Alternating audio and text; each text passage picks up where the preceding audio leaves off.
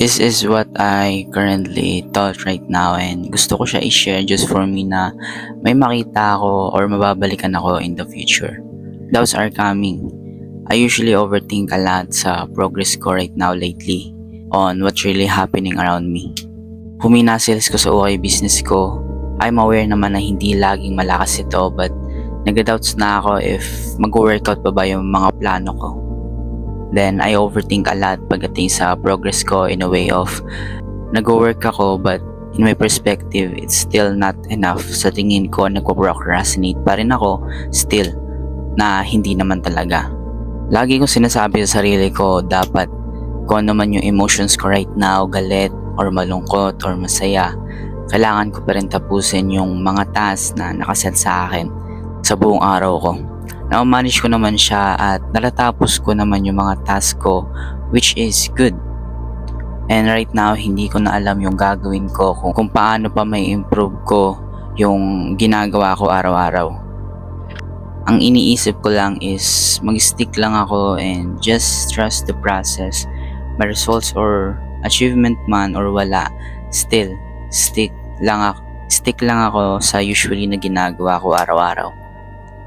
Hindi ito pagdadrama or what. This is just a openness sa sarili ko, not for you guys dahil I'm really struggling right now. So, pinost ko to, dinocument ko to, binidyohan ko to dahil I'm really struggling right now. At hindi ko na alam talaga yung gagawin ko. I will just put a faith sa ginagawa ko, especially sa creator natin. And hopefully someday, one day, once nag-workout na yung mga plano ko or na-achieve ko na yung mga goals ko this year of 2025, mababalikan ko to and magagawa ko siya ng content dahil I'm at my lowest point right now. At sa tingin ko, once na dumating yung araw na yon, masasabi ko sa sarili ko na shit, fuck, it's all worth it.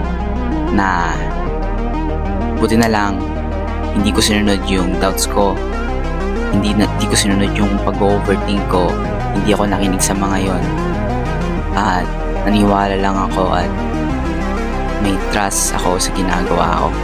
So yun lang for me, day 80 on road to 10k per month and to be independent this year. See you tomorrow. Peace out.